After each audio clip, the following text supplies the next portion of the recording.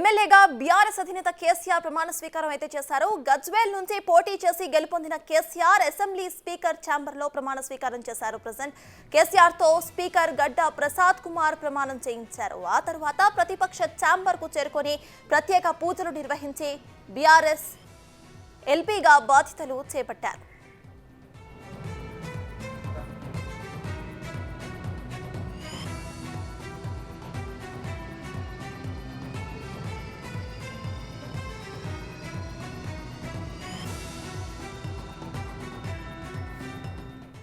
ఎన్నికల ఫలితాల తర్వాత ఇంట్లో కాలు జారి పడిపోయిన కేసీఆర్ హాస్పిటల్లో చేరారు. వైద్యులు తుంటి ఆపరేషన్ చేశారు. దీంతో వైద్యుల సూచనల మేరకు విశ్రాంతి తీసుకున్నారు. అందుకే తొలి విడత అసెంబ్లీ సమావేశాలకు కేసీఆర్ హాజరు కాలేకపోయారు. ప్రస్తుతం ఆయన ఆరోగ్యం కుదుటపడుతూ ఉండటంతో ఎమ్మెల్యేగా ప్రమాణ స్వీకారం చేశారు.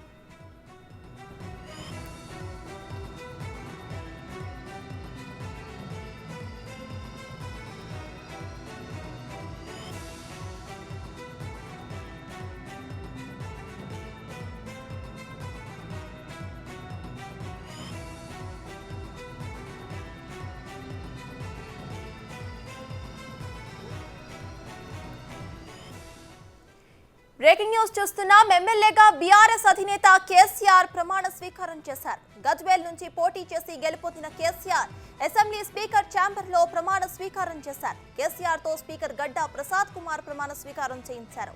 ఆ తర్వాత ప్రతిపక్ష ఛాంబర్ కు చేరుకుని ప్రత్యేక పూజలు నిర్వహించి బీఆర్ఎస్ ఎంపీగా బాధ్యతలు చేపట్టారు.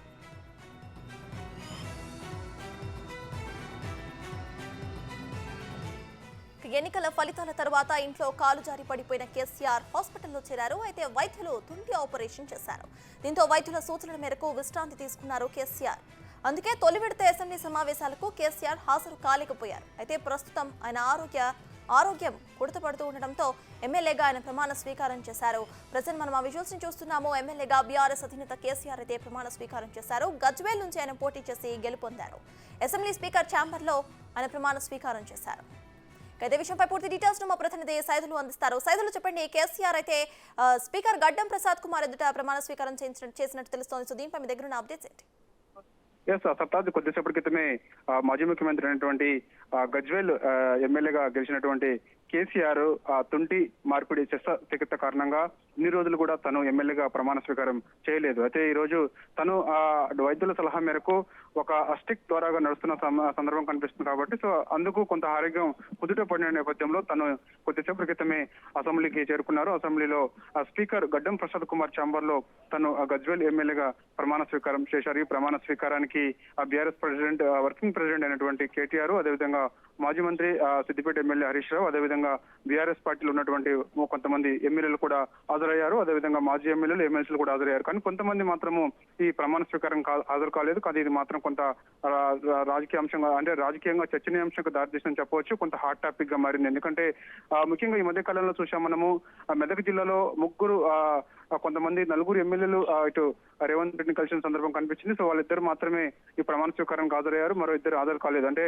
దుబ్బాక నుంచి కలిసినటువంటి కొత్త ప్రభాకర్ రెడ్డి, అదేవిధంగా జైరాబాద్ నుంచి కలిసినటువంటి మాణిక్రావు కేసీఆర్ ఎమ్మెల్యే ప్రమాణ స్వీకారానికి అయితే హాజరు కాలేదు. దీన్ని బట్టి చూస్తే పార్టీ మార్పుకు సంకేతం అని చెప్పేసి కూడా కొంత వినిపిస్తుంది. ఎందుకంటే వాళ్ళిద్దరూ రేవంత్ రెడ్డిని కలిసిన తర్వాత కొంత వాళ్ళు ఎందుకు కలిసామనేది చెప్పినప్పటికీ ఇప్పుడు కేసీఆర్ ఎమ్మెల్యే ప్రమాణ స్వీకారానికి హాజరు కాలేదు కాబట్టి ఖచ్చితంగా పార్టీ మారుతారని చెప్పేసి కూడా కొంత సంకేతాలు అయితే వినిపిస్తున్నాయి. సో చూడాలి మరి వాళ్ళ వ్యక్తిగత కారణాల వల్ల హాజరు కాలేకపోయారా లేకపోతే ఏంటనేది కూడా మనకు తెలియాల్సింది. ఏదేమైనా సరే కేసీఆర్ ఇప్పటి నుంచి ఇక ఎమ్మెల్యేగా ఇప్పుడు ప్రమాణ స్వీకారం చేశారు కాబట్టి ఇక్కడ నుంచి నేరుగా తన బంజారాహిల్స్ లో ఉన్నటువంటి రోడ్ నెంబర్ 14 లో ఉన్నటువంటి నందినగర్ నివాసానికి కేసీఆర్ చేరుకుంటారు. ఇక్కడ నుంచి దాదాపుగా ప్రజలకి, అదేవిధంగా బీఆర్ఎస్ పార్టీ ఎమ్మెల్యేలకి, కార్యకర్తలకి రెగ్యులర్ గా అందుబాటులో ఉంటారని చెప్పేసి కూడా చెప్తున్నారు. సో ఇక అతను మంచి రోజు చూసుకొని తెలంగాణ భవన్కి వస్తారని చెప్తున్నారు. ఎందుకంటే ఈ నెల 17న కేసీఆర్ పుట్టినరోజు ఉన్న నేపథ్యంలో పుట్టినరోజు కంటే ముందే ఆయన తెలంగాణ భవన్లోకి అడుగు పెడతారా లేదా పుట్టినరోజుకి రోజే తను తెలంగాణ భవన్లోకి వస్తారనేది కూడా మనకి పార్టీ వర్గాల నుంచి సమాచారం రావాల్సినది. ఏదేమైనా సరే ఇన్ని రోజుల పాటు అతను కొంత ఆ రోజు మన ఓడిపోయిన తర్వాత తను నేరుగా ఎర్రగొల్ల ఫామ్ హౌస్కి వెళ్ళారు. వెళ్ళిన తర్వాత డిసెంబర్ 7వ తారీఖు ఆయన కాలు జారి కింద పడ్డ సంగతి అందరికీ తెలిసిందే. తర్వాత అతను శస్త్రచికిత్స కోసం ఇక్కడ మన సమాజిగూడ యశోద ఆసుపత్రికి వచ్చి మార్పి అంటే హిల్ మార్పిడి చేసుకున్న తర్వాత అతను నేరుగా కొంత రెస్ట్ లోనే ఉంటున్నారు. సో ఇప్పుడు తను ఒక ఆరోగ్యం కుదుట పడిన తర్వాత ఎమ్మెల్యేగా ప్రమాణ స్వీకారం చేశారు. ఎందుకంటే రాబోయే పార్లమెంట్ ఎన్నికలకు సంబంధించి కూడా తను ఎమ్మెల్యేగా ప్రమాణ స్వీకారం చేస్తే పూర్తిగా ఇక రాజకీయాల్లో అంటే కంపల్సరీ ఇక్కడ నుంచి పార్టీ కార్యక్రమాల్లో పాల్గొనాలని చెప్పేసి కూడా కేసీఆర్ భావిస్తున్నట్టు కూడా మనకు సమాచారం ఉంటుంది. సో దీనిపైన ఇప్పటికే పార్టీ వర్గాలు కూడా చెప్తూనే ఉన్నాయి. ఇక నుంచి ఖచ్చితంగా రెగ్యులర్ గా పార్టీ కార్యక్రమాల్లో కేసీఆర్ పాల్గొంటారని చెప్పేసి కూడా ఇటు పార్టీ వర్గాలు చెప్తున్నారు. సో ఇక చూడాలి మరి తెలంగాణ భవన్ కి ఎప్పుడు వస్తారనేది కూడా తెలియాల్సింది. సో ఇప్పుడు ప్రస్తుతం మీడియా ముందుకు వచ్చి కేసీఆర్ మాట్లాడతారా లేకపోతే లేదా అనేది కూడా మనకు తెలియాల్సింది. ప్రస్తుతం అయితే కేసీఆర్ మాత్రం ఎమ్మెల్యేగా అయితే ప్రమాణ స్వీకారం పూర్తి చేశారు. ఈ ప్రమాణ స్వీకారానికి శాసనసభ వ్యవహారాల మంత్రి చూసుకునేటటువంటి దిద్దుల శ్రీధర్బాబు కూడా ఈ ప్రమాణ స్వీకారానికి అయితే హాజరయ్యారు. మరి కొంతమంది ఎమ్మెల్యేలు మాత్రం అంటే సికింద్రాబాద్ నుంచి పద్మారావు గౌడ్ కూడా ఈ ప్రమాణ స్వీకారానికి హాజరు కాలేదు. సో చూడాలి మరి తను కూడా ఎందుకు హాజరు కాలేదు అనేది కూడా తెలియాల్సింది. ఏదేమైనా సరే ముగ్గురు ఎమ్మెల్యేలు మాత్రమైతే కేసీఆర్ ప్రమాణ స్వీకారానికి అయితే హాజరు కాలేదు. మిగతా వారందరూ కూడా ప్రమాణ స్వీకారానికి హాజరయ్యారు. ఇక్కడ నుంచి నేరుగా కేసీఆర్ తన నందినగర్ లో ఉన్నటువంటి నివాసానికి వెళ్తారు. వెళ్ళిన తర్వాత అతను ఎప్పుడు తెలంగాణ భవన్ కు వస్తారని చెప్పేసి కూడా కాసేపట్లో పార్టీ వర్గాలకి మనకి మీడియాకి సమాచారం ఇచ్చే అవకాశం కనిపిస్తుంది. చూసుకుంటే కేటీఆర్ కూడా చెప్పడం జరిగింది, February 1st నా పులి బయటకు వస్తుంది, ప్రమాణ స్వీకారం చేస్తుంది అని చెప్పి. ఇప్పుడు కేసీఆర్ ప్రమాణ స్వీకారం చేశారు కాబట్టి బీఆర్ఎస్ అధిష్టానంలో అంటే అక్కడ నాయకుల్లో ఎట్లాంటి ఉత్సాహం కనిపిస్తోంది? వాస్తవంగా కేసీఆర్ వాళ్ళ పార్టీ వర్గాలు చెప్తున్న ప్రకారమే కేసీఆర్ February 1న అతను ఎమ్మెల్యేగా ప్రమాణ స్వీకారం చేసిన తర్వాత పార్టీ కార్యక్రమాల్లో పాల్గొంటారని చెప్పేసి కూడా చెప్పిన నేపథ్యం కనిపించింది. కాబట్టి సో కొంత ఉత్సాహం అయితే కనిపించింది. ఎందుకంటే కేసీఆర్ రాగానే చాలా మంది ఇక్కడ ఉన్నటువంటి బీఆర్ఎస్ పార్టీ ఎమ్మెల్యేలు ఎవరైతే ఉన్నారో వారందరూ అదేవిధంగా కొంతమంది కార్యకర్తలు కూడా అసెంబ్లీ ప్రాంగణంలో ఉన్నారు. కాబట్టి సో అతను రాగానే జై కేసీఆర్ అని చెప్పేసి కూడా నినాదాలు చేశారు. ఆ సమయంలో కేసీఆర్ కొంత సముదాయించారు, ఎవరు కూడా ఏం మాట్లాడొద్దని చెప్పేసి. సో ఇంకో మరోవైపు తను వచ్చిన తర్వాత పార్టీ కార్యక్రమాల్లో ఇక చురుగ్గా పాల్గొంటారని చెప్పేసి కూడా ఇటు పార్టీ వర్గాలు భావిస్తున్నారు. కానీ సో చూడాలి మరి, ఎందుకంటే అతను ఇంకా స్టిక్ అది పట్టుకొని నడుస్తున్నారు కాబట్టి సో అది పూర్తిగా ఇంకా కొంత సమయం కూడా పట్టే అవకాశం ఉందని చెప్తున్నారు. ఎందుకంటే వైద్యుల సలహా మేరకు అతను ఆ స్టిక్ ద్వారా నడుస్తున్నారని చెప్తున్నారు. పార్టీ కార్యక్రమాల్లో కొంత ఉత్సాహంగా అయితే మాత్రం కేసీఆర్ పాల్గొనకపోవచ్చు. ఎందుకంటే తన ఆరోగ్యం పూర్తిగా కుదుట పడిన తర్వాతనే పార్టీ కార్యక్రమాల్లో పాల్గొనే అవకాశం ఉంది. మరోవైపు ఇప్పటికే చూసాం మనము కాంగ్రెస్ పార్టీ కూడా తను పులి బయటకు వస్తుందని చెప్పేసి బీఆర్ఎస్ పార్టీ వర్గాలు చెప్తున్నాయి. కానీ పులి బయటకు వస్తే మాత్రం బోన్లో వేసుడు ఖాయం అని చెప్పేసి కూడా కాంగ్రెస్ పార్టీ చెప్తున్న నేపథ్యం కనిపిస్తుంది. చూడాలి మరి ఇక నుంచి ఖచ్చితంగా కొంత అయితే రాజకీయాల్లో మాత్రము కొంత ఇక నుంచి అయితే పూర్తి స్థాయిలో అందుబాటులో ఉంటానని కేసీఆర్ చెప్తున్నారు. కాబట్టి సో రాబోయే ఎన్నికలకు సంబంధించి పార్లమెంట్ ఎన్నికలను దృష్టిలో పెట్టుకొని కేసీఆర్ కూడా ఇక అన్ని కార్యక్రమాల్లో పాల్గొంటారని చెప్తున్నారు. కాబట్టి ఇంకా ఇక నుంచి మన తెలంగాణలో మాత్రం హాట్ టాపిక్ గా రాజకీయం రసవత్తరం అయితే కొనసాగుతుందని చెప్పవచ్చు. అయితే కేసీఆర్ బయటికి వచ్చి ప్రమాణ స్వీకారం కూడా చేశారు. సో ఇప్పటి నుండి మీరు ఇందాక చెప్పినట్టు తెలంగాణ రాజకీయాలు అంటే ఎటువంటి మలుపులు మనం చూసే అవకాశం ఉంది, ఇంకా ఎంత హీట్ పెరిగే అవకాశం ఉంది అనుకోవచ్చు?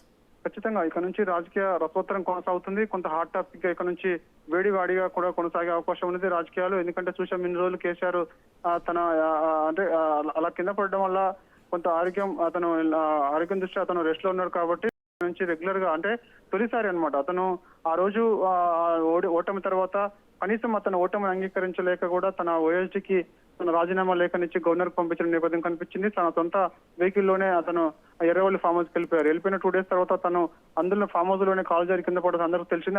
అప్పటి నుంచి ఎప్పుడు కూడా ఓటమికి గల కారణాలు ఏంటి అని చెప్పేసి కూడా ఎప్పుడు కూడా మీడియా ముందుకు వచ్చి చెప్పిన సందర్భం అయితే కనపడలేదు. కానీ చూడాలి మరి కేసీఆర్ కూడా ఏం మాట్లాడతారని చెప్పేసి కూడా కొంత హాట్ టాపిక్ నే మారింది. ఎందుకంటే ఎప్పుడు మీడియా ముందుకు వచ్చి కేసీఆర్ ఆ బీఆర్ఎస్ పార్టీ నాయకులను కార్యకర్తలు ఉద్దేశించి ఎప్పుడు ఏం మాట్లాడతారనేది కూడా మనకి తెలియాల్సింది. ఏదేమైనా సరే మాత్రం ఇక్కడ నుంచి మాత్రం రాజకీయాలు అయితే కొంత అంటే రసవత్తరంగా అయితే ఉండే అవకాశం అయితే కనిపిస్తుంది. ఏదేమైనా సరే కొంత హాట్ టాపిక్ గా మారినాయి. ఎందుకంటే ఇటు ఒకవైపు కేసీఆర్ బయటకు వస్తారు, పులి బయటకు వస్తుందని చెప్పేసి బీఆర్ఎస్ పార్టీ వర్గాలు చెప్తున్నారు. మరోవైపు మాత్రం పులి బయటకు వస్తే బోన్ లేసుడు ఖాయం అంటున్నారు. కాబట్టి సో ఖచ్చితంగా సత్తాజ్ మీరు అన్నట్టుగా ఇక్కడ నుంచి రాజకీయం మాత్రం కొంత వేడి కొనసాగేటట్టుగా కూడా కనిపిస్తుందని చెప్పవచ్చు. Right, thank you Saidulu.